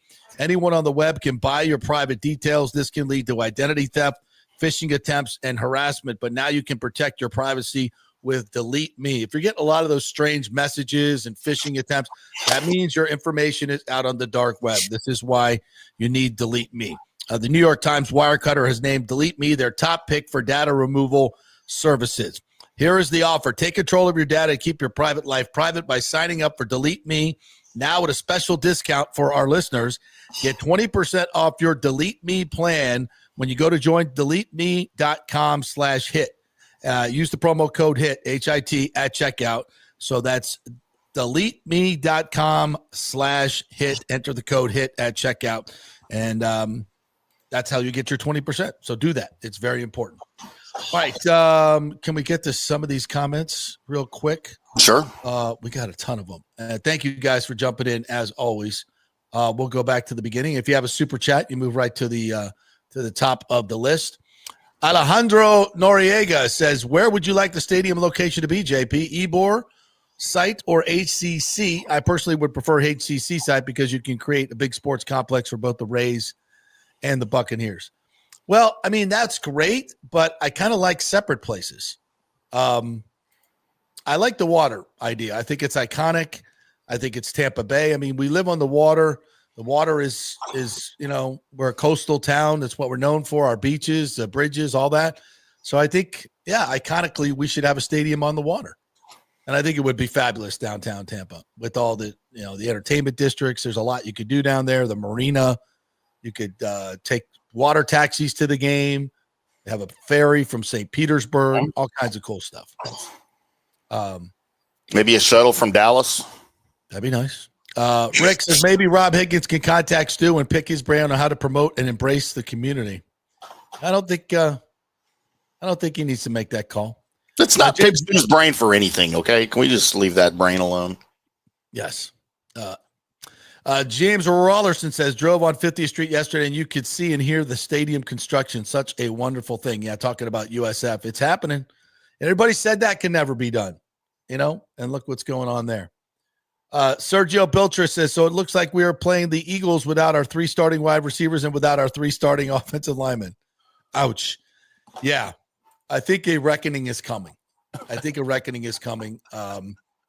They've won games by just putting it together with duct tape and shoestring, and you give them great credit for that. But this is a whole different animal this week, and if they end up 3-1 and maybe hold a few guys out, I'm not going to hate that. Mm-hmm. All right, we'll get to a little bit more comments after we talk some Ryder Cup with our PGA Pro betting expert, the great Johnny Gerber, as we talk Ryder Cup. Good morning, fellas. Johnny, I'm ready. Look, you ready? You got your pen and paper out. You ready for it? You ready for all this action? About the big events, get your popcorn ready, right? That's right. Get it. I got my popcorn ready. That should last you about a half a day. A half a day. Enough? That's about it. They said get your popcorn ready, Timmy. Is this enough? All right, Tio. Is this Ryder Cup ready? You got it. You got to make sure you got plenty of butter on there. Butter and salt. Look how yellow this thing is. I know. That's. I don't even know. It was just sitting out in the lobby out there in our sports bar. Are you gonna eat it? Get ready for a party.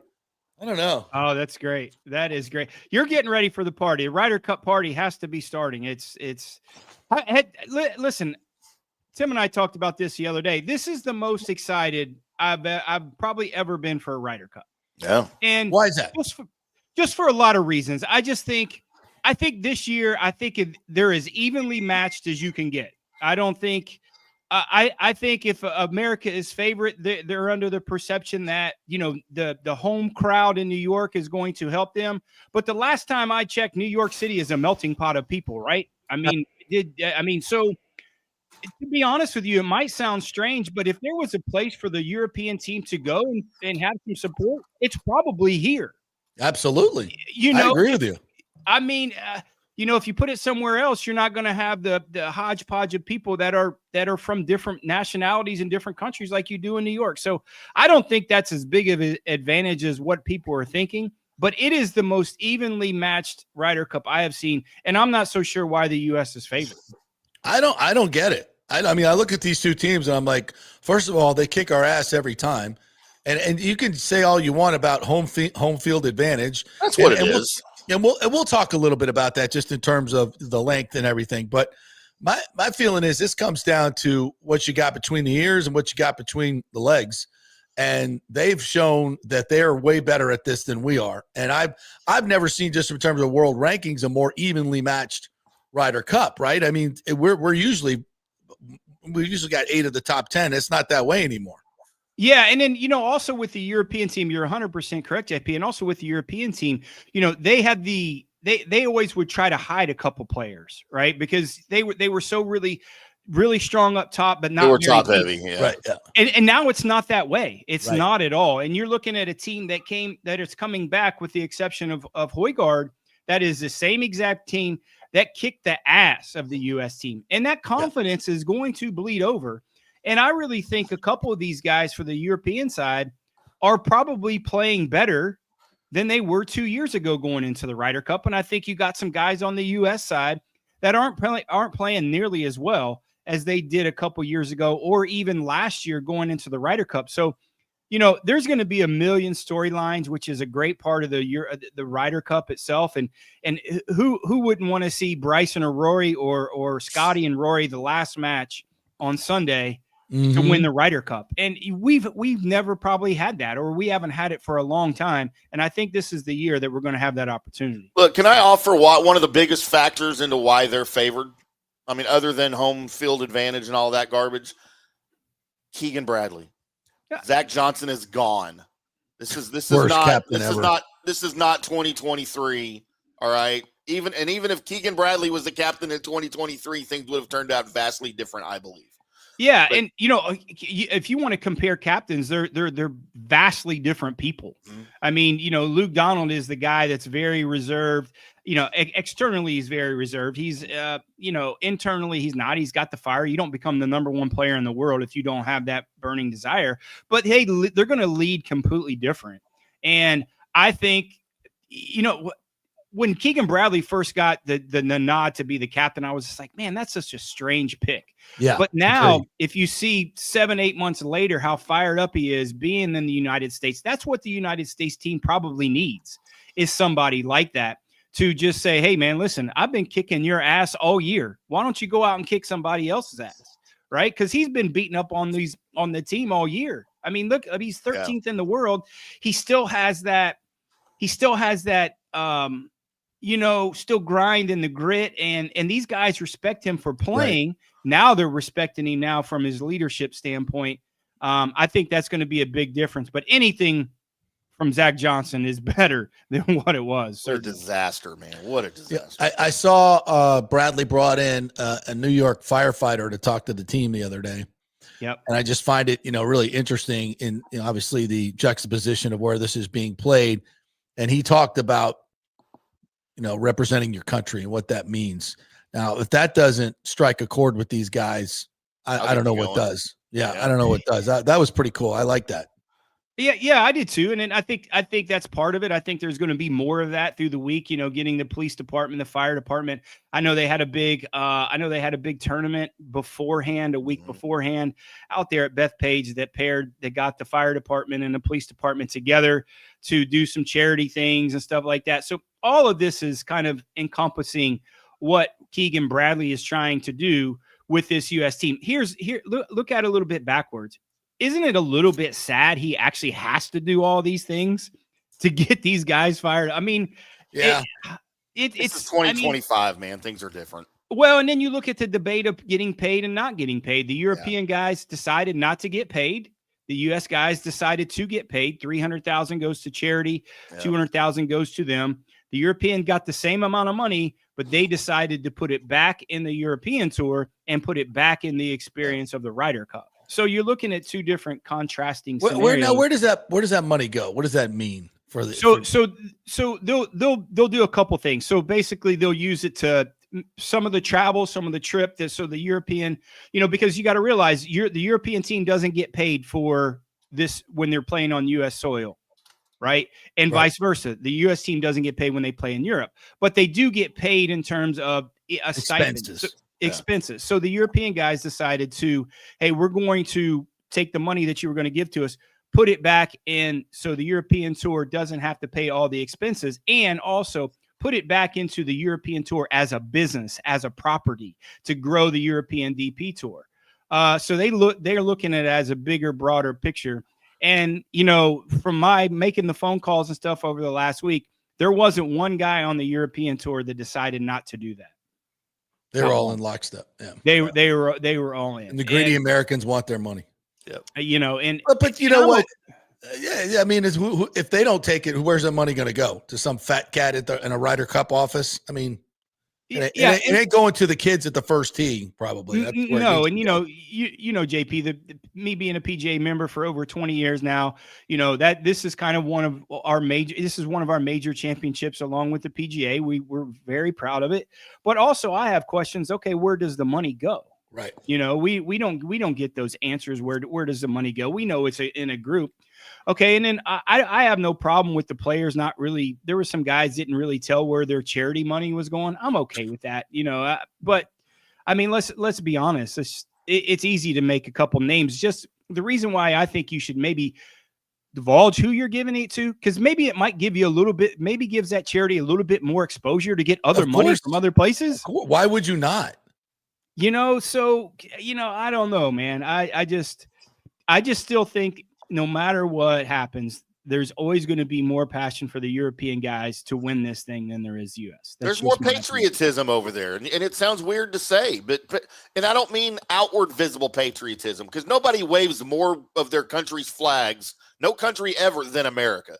We all wave flags, and we call that patriotism. But patriotism is in here, right? And it's in here. That's where it comes from. And I feel like over there, they got a lot more of that than we do over here. And it's strange that happens because you got guys from 6 different countries are coming together, you know, so under some weird European flag. Yeah. It's not even an Irish flag or a UK flag or a Spanish flag. It's a European community flag. That's what we'll say. Bullshit. Yeah. Right. But right. you know, but it's not. But in a sense, they're playing against America. Is what they're doing. That's what this has always been about. It's against the big bad bully, and we used to be the bully and be able to take him down, but now we're not. So I don't know. I think it's going to be interesting, and I'm going to be rooting for USA, and maybe a lot of people aren't. Maybe that's a different story. I'm going to be rooting for the Benjamins myself. You know, the matchups and the money that possibly. Let's get to that, shall we? That's why I'm excited. Right there. Let's get to that, shall we? First of all, overall, who you betting to win? I don't bet the overall win. I just don't. I just think there's too many variables along over too many days. I'll go individual days in matchups. We salivate over this. Over the last 5 or 6 years, we've done extremely well on the Ryder Cup. Obviously, with the foursomes and the 4 balls each day. You'll look to see who's together. The hard part about this in the handicapping side is you're very crunched in your time frame to study, right? Yeah. Two reasons why. They say the pairings, it'll be Thursday night. So you really only got about 10 hours to study, and then they reshuffle, and then you got 2 hours really to study also. So the prep work now is right now. The hard part this year is tomorrow is going to be canceled. Tomorrow is going to be a washout. So you're not going to get a lot of information, and they're not going to, they're shuffling the presentation till today because of the weather. Mm-hmm. And then they'll still do pairings tomorrow night. But they're probably not going to be playing tomorrow at all. So that's going to be an interesting thing. So I have a pretty good idea. I'll write down on a piece of paper who I think the foursomes will be, and then who I think, and then I'll study there. And then there probably is going to be a couple intertwinings that I didn't get correctly, and then I'll kind of move accordingly. But the hard part about the handicapping is you just have a tight window to really study and figure it out. That's the tough part. Can you give us any insights into who you think might do well, even though we don't know the matchups? Well, I'll tell you, I think Bryson DeChambeau, I think he's a hard person to be paired with. From the U.S. team for a few reasons. I don't think he's going to back down. I think he'll be very good in four ball play, the best ball, alternate shot. He's very difficult to be paired with. Also realize, look at the guys. There's going to be guys that play 5 or 6 different types of golf balls. Mm-hmm. For the U.S. side. Now, people might think that's not a big deal, but it's a massive deal. It's a massive deal. It's because these guys are so dialed in on their golf ball. It's the only part of their equipment that they have consistent every time. They're hitting, the golf ball. They change clubs all the time, but the golf ball is consistent, and they know the spin rate. They know the distance. When you start shuffling up golf balls, that's hard. You going from a Strixon to a TP5X to a TP5 to a Titleist Pro V1, Pro V1X. That's a big difference. I think the lack of preparation, not being able to play tomorrow, is going to hurt the US side the first couple of days. I'll go. I think JJ Spawn's going to play very well. I think he'll be a very good foursomes player, alternate shot. He doesn't make a lot of mistakes. He doesn't make a lot of birdies though, so he might, depending on where they'll sit him out. But I think he's playing well. Man, if you look at a guy that I think is going to struggle for the European side, I think Sepp Straka is going to struggle. He hasn't played in 3 weeks. He was very sick. He had a baby. And I think I think the rookie Højgaard is going to play well. Here's why I tell you this. The U.S. set up the golf course 7,400 yards, not a lot of rough. It's going to play very long, par 70, which Tim hates. Højgaard is the second longest guy on either of the 2 teams. Only one longer is Bryson DeChambeau. Mm-hmm. I think he's going to make a lot of birdies. He's top 5 in birdies on the DP World Tour. I think he's going to play extremely well as a rookie. He was there 2 years ago when his brother played. And, you might get a scenario they both might play. We just might not know it. So, if fatigue's a factor. This is Johnny's conspiracy theory. Yeah, that that's my Højgaards are playing, and we're not going to know. So it's 13 against 12 is basically what I'm looking at. But no, I think some of those scenarios would be good. I think Bryson's going to be hard to pair with. The form of Colin Morikawa is going to be, in question. If it gets cold windy, he's not very good at that. Especially playing a 7,400 yard par 70 golf course. So curious to see when he plays and when he doesn't play coming into very a terrible pick. Terrible pick. I think he was forced into that pick. It's hard not to pick the number 6 guy in the world. No, it's not. I don't. Well, I agree with you, but I would have picked somewhere else. But who would you replace? That would be your only. I would have picked himself. Keegan. Well, that's a daunting captaincy path. over to Tiger. By the way, where's Tiger? That's a bad idea. That's a good question. I think I know Trump's going to be there. I don't know if Tiger's going to be there or not. We'll see. I would think Tiger's going to show up, but man, who knows with him? You never know with him. But listen, I think Rory's going to play well. I think your top tier guys, which I think your top tier guys are going to play well. There's nothing better than when those guys play well. And I'm curious. I think Sam Burns is going to struggle. Unfortunately, I like Sam a lot. Very good friends with his caddy. His caddy lives there in Tampa, JP. I think he's going to struggle. I don't think he's been playing very well. He's a good putter, but man, I don't know. It depends on who he's paired with. Can you believe that, we have 4 rookies there. Can you believe this is the first Ryder Cup with Russell Henley? Doesn't it seem like he has been on more Ryder Cup? He's a rookie. So we have for a long rookies. time. Yeah. They have 1. So, maybe that inexperience that's going to come into play, we will see. But, I need a little bit more time to knock down some of these picks and thinking who's going to play well or not. But we'll have everything posted early Friday on the foursomes pick. Yeah, we'll have them on Friday's show here, JP. On the show, we'll talk. We'll get them to everybody. Beautiful. The only I got 2 predictions for the Ryder Cup. Look, it's been 10 years since we've had a close match on Sunday. I think we're going to have a close match on Sunday, and I think the Euros pull it out. I'm scared. I'm scared. That roster is so experienced and so deep, man. I think the Europeans are going to crush us. I have a bad feeling about this. I just have a bad feeling about this.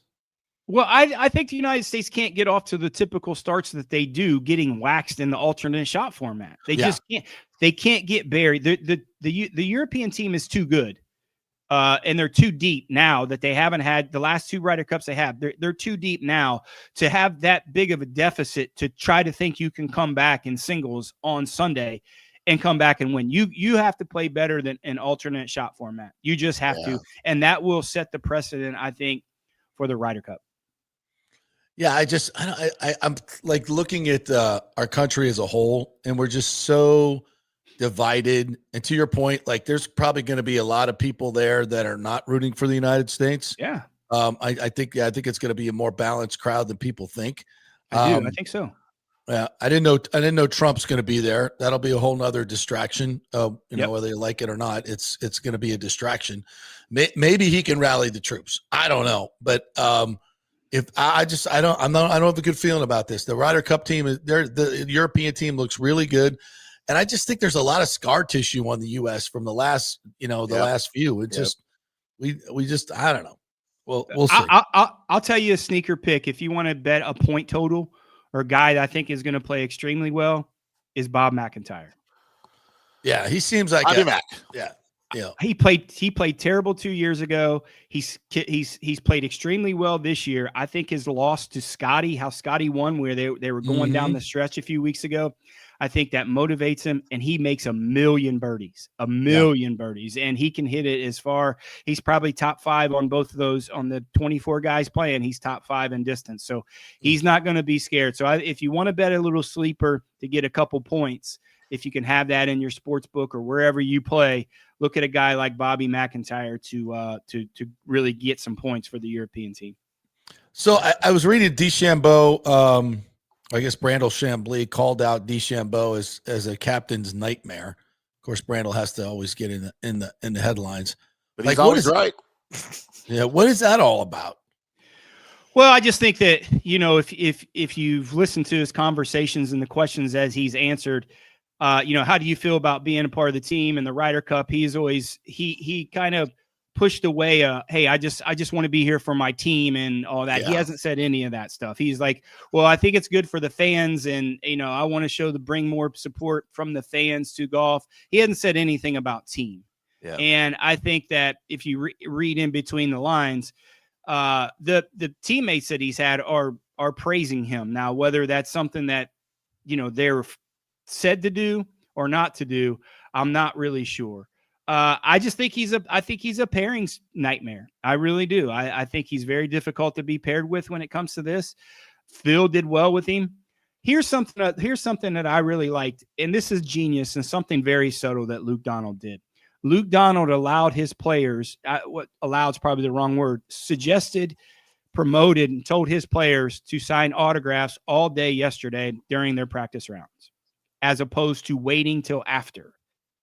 I think he wants to bring that crowd in for the European team of, more accessibility to these guys to get behind them a little bit. It might sound something very simple, but I don't think it's very simple. I think doing something like that or outside the box, because normally tour events, Ryder Cup afterwards, after, hey, we're playing, they're very diligent about that. Luke Donald was like, you sign every autograph when we're practicing and playing that you can, to get that support. I think that's genius. And something really simple like that. You think the players like that though? I think the players no, the players hate it. The players hate it. Like, come on, Cap. Like, really? You want us to do that? Yeah, but they were doing it. Actually. John Rahm was like, this is the worst idea in the world. I mean, you could tell. Yeah, exactly. I think maybe that gives me a little bit of hope. So now they're pissed off at their captain. All right. Well, no, they're not. They're not pissed off. He will understand why they did it. Right. I mean, I think little subtle things like that are very smart to bring potentially the crowd that might not potentially be on their side. But again, I think, GP, I'm with you. I think it's, if it's not 50-50, it's probably 60-40 US Euros. I mean, there's going to be a lot of support. If anywhere to play a Ryder Cup that's going to have support, it's certainly in New York. Yeah. Yeah. Our good friend Paul Stewart thinks he's already paid off his bet to me. And I'm like, no, you guys are going to win. But anyway, he says that it'll be canceled by Sunday because of the rowdy New York crowd. I'm like, come on. It's not going to be that bad. That ain't going to happen. I think they're going to be a little bit. The event itself is too precious to have something like that happen. They'll tone that down. It's not the Phoenix Open, guys. I mean, it should be. Yeah, I know. Well, it's as close as you can get to the Phoenix Open. I promise you that. But it's too special of an event. Now, first tee is going to be special. And I kind of like what they did on number one. They moved up the tee, play at 370. As a crow flies, it's only 335, and those guys can give a rip on it on the first tee. The rough's not heavy. That'll be fun. So they're not really worried about, especially in best ball. I mean, they're going to just be wailing at that green in best ball. I can't wait. It's going to be tons of fun. I'm excited. I'm excited. Be watching at the club. Be fun. Yeah. All right, partner. Appreciate you. From the Rough Podcast coming up today at 5:00. Correct? Yes, sir. 5:00. 5:00 Central. Right here on all these FanStream Sports Network channels. That's it. Thank you, partner. All right. Thanks, guys. We'll see you, Johnny. All right. All right, you lovely Petermans out there. It is your time to shine in the last 5 minutes of the show. I'm sorry we've been guest heavy today, but that's sometimes what it goes. Everybody's pissed off we were talking golf. Really? Yeah. Well, we haven't talked any Bucks at all today, which is bad. Who? If Alejandro Noriega says if the new ownership wants to make a splash and want to prove they're serious about the roster and payroll, they may need to make some big moves, extend Junior 12 years, Brandon 6, around to 7. I think that's a little ambitious. I love the thought, but we don't need any 12-year contracts around here. We love Junior, but you never know. Those things are guaranteed. And as we've seen from Wander, and I'm not saying he's anything like Wander, but shit happens.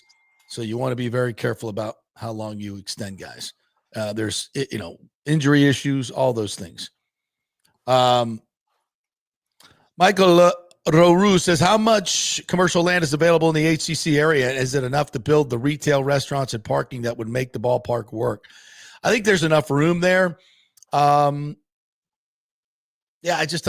going to come down to what are the best financing options. And we just don't know that. It's very hard to figure that out. Those are details that we are not privy to.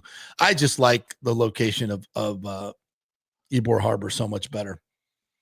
What else we got here? Daniel Rivera, good morning, Q, says, now the work begins. I believe the stadium deal, either HCC or Ybor Harbor, will get done quickly. 6 months is the most optimistic. Hopefully we can get that done, but it's probably going to be 2030. So what do we have here? Oh, we already read that one. Michael LaRue, I would love to see the Rays sign Lakewood High's Bo Bichette. Kyle Tucker won't play on that trop turf, and Randy Arozarena is under control for one more year with Seattle. I would love to see him bring somebody like Bo Bichette home, and what a hell of a player he is. Yeah, these are the things that this new group wants to do. And I know it sounds far-fetched because we've been so brainwashed to think that we can't do that. We can.